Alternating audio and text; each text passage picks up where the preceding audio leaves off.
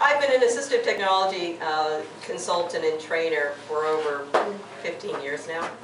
I'm also in near completion of my Master's of Science in Low Vision Rehabilitation at Salus University outside of Philadelphia.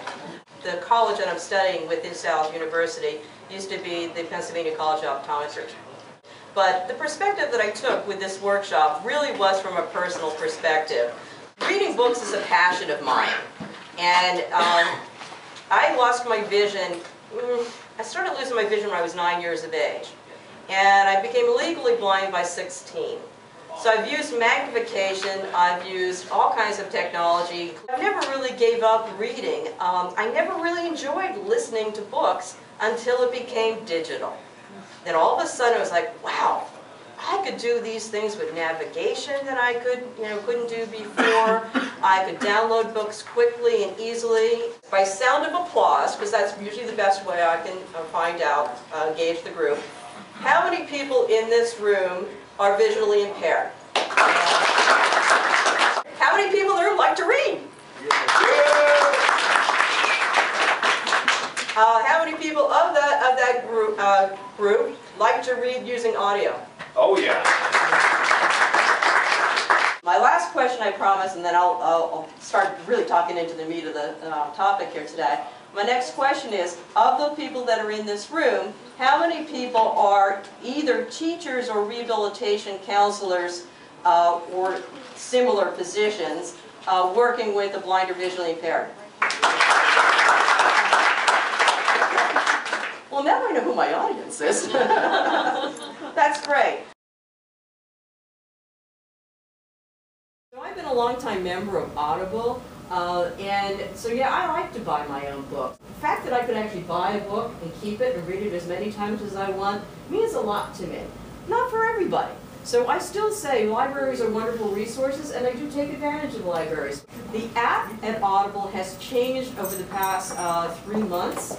It's still very accessible. What made it change, unfortunately, was Apple kind of did a little end run on them, and they kind of wanted them to go through their browser rather than having it go through their app.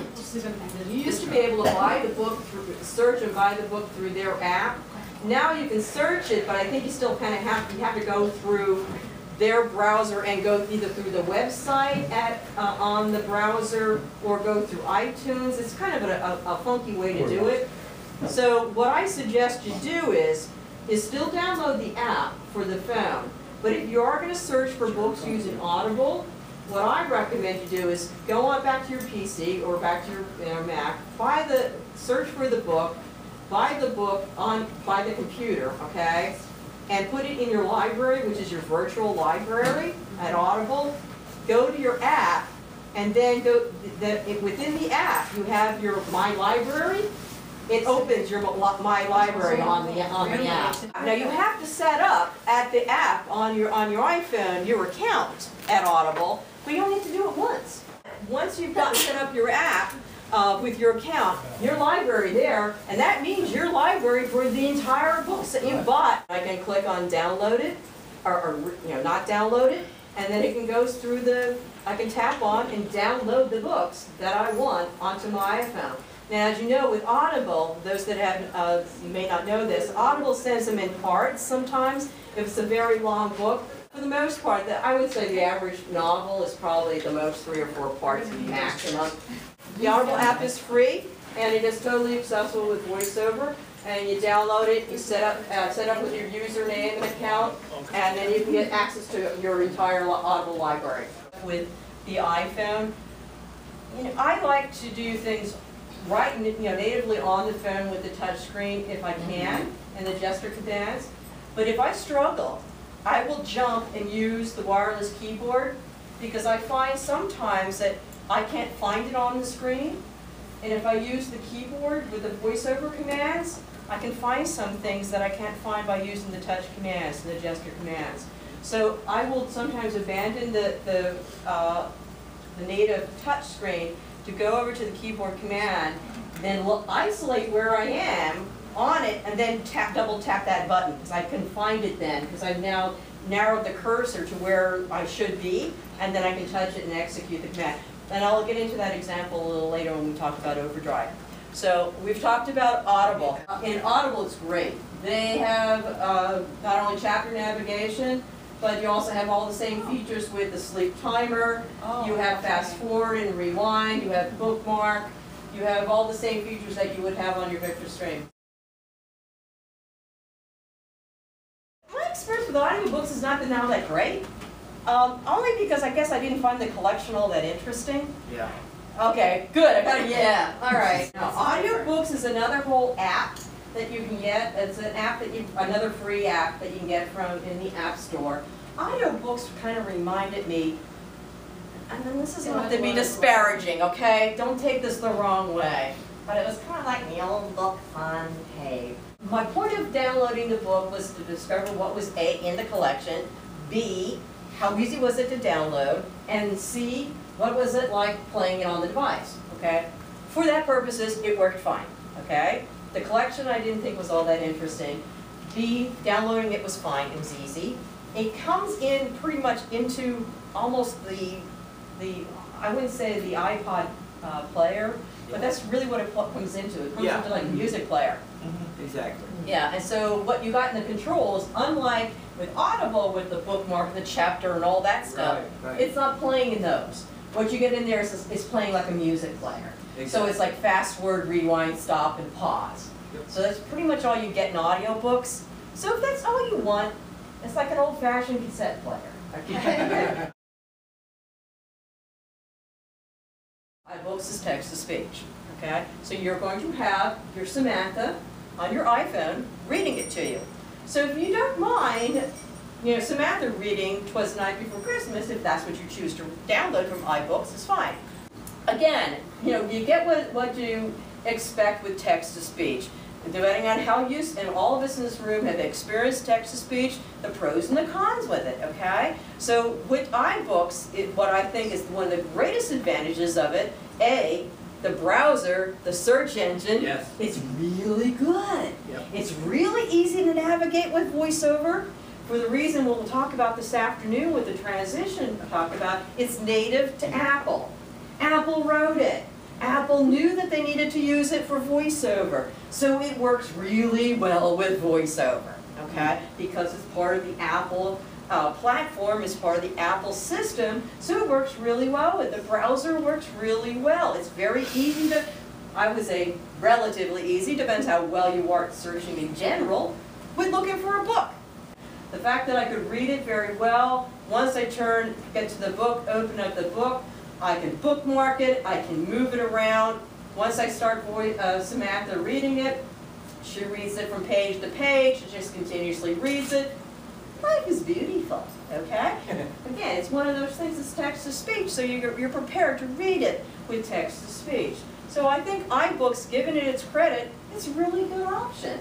And it's not just for technical manuals. I've been reading some novels with it. Well, I have no problem with text-to-speech. There are other people that say, look, I can't stand text-to-speech listening to novels or things like that. I understand that. And I still prefer Audible books or books from the National Library Service or Learning Alley so that I can, I do crave the human voice when I listen to my books.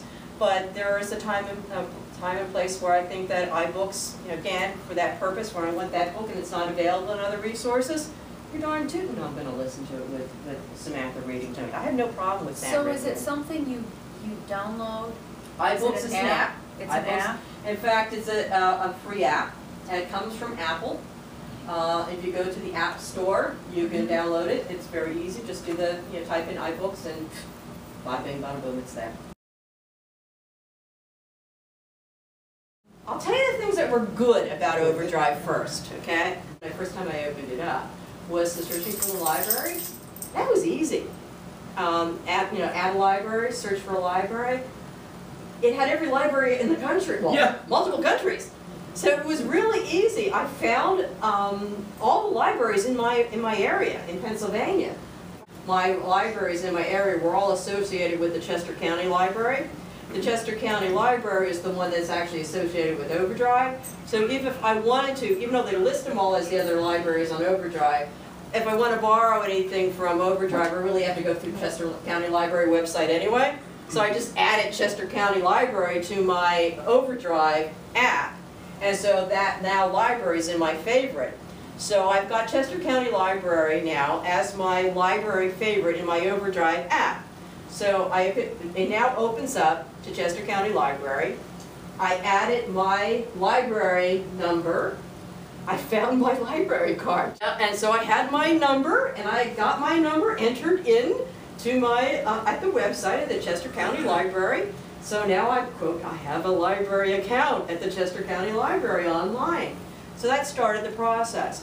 This is where I mentioned about using the keyboard. I found that there were certain buttons on that screen at their library, the checkout process, that when I end up using the arrow keys on my keyboard, I found that the buttons started talking that weren't talking when I was using the touch commands on the screen itself. So when I used the arrow keys, all of a sudden it said, add to eCart. It didn't say that when I was using I scrolled all over the screen, swiped and moved and did all the gesture commands. I thought, other than stand on my head, I couldn't get it to do it. When I used the keyboard, I said, well, let me just... And then I used the arrow keys, and all of a sudden it said, add to eCart. I went, hey! And then I put my fingers on the pad, on the screen. I could find it then. So in other words, I had to drive it with my keyboard to get to there, and once it got to there, I could tap the screen to add it to the cart. Don't ask me to explain how that happened or why it happens. I don't know. It's the virtue of that website or Overdrive app, but that's how I got it to work. So yes, I did get 2 books checked out and everything else on Overdrive. I got an MP3, an Overdrive MP3, which is an audio book. I also chose an Adobe book. Any Adobe book? Now, and I'll explain the difference in a minute. Obviously, the MP3 is a recorded book. When I downloaded that, it opened up as a music player, kind of like we talked about with audiobooks. So there's not a whole lot of chapter navigation in there. It's going to play it just like an audiobook does, with the fast forward rewind. So, okay, that's fine if that's what you want. But the Adobe book, I first had to sign up for an Adobe membership. So I had to go get an Adobe ID to authorize my use of reading that Adobe book. Thanks a lot. I did that, did get the Adobe book, and this was after 5 hours work of effort on this. I did get the book open, and Samantha is reading it. However, what I found the hardest part is the page navigation. Moving from one page to the other, it does not continuously read like it does in the iBooks. However, at Overdrive, depending on what the library carries, and that's what's specific, you have to check out what your library is carrying. Each Overdrive library service may carry some, but not all, of these type of formats. Adobe, EPUB, obviously MP3, audiobooks. So find what kind they carry. If they carry EPUB books, EPUB books, then you can download that and it'll open it up in iBooks. Yay! Then you can read it in iBooks, which will give you the same features that we talked about earlier in iBooks. If it's an Adobe book, it's not going to have the same features that I mentioned about with the navigation. So what I have to do next time I get a book from Overdrive, I'm going to make sure I get an EPUB book and have it open it up in iBooks so I can read it easier. That seems to be one of the concerns. So it is possible. It is also a library loan of however long the library loan policy is at that book. So it could be 7 days, it could be 2 weeks. That also means that you'll have to renew it.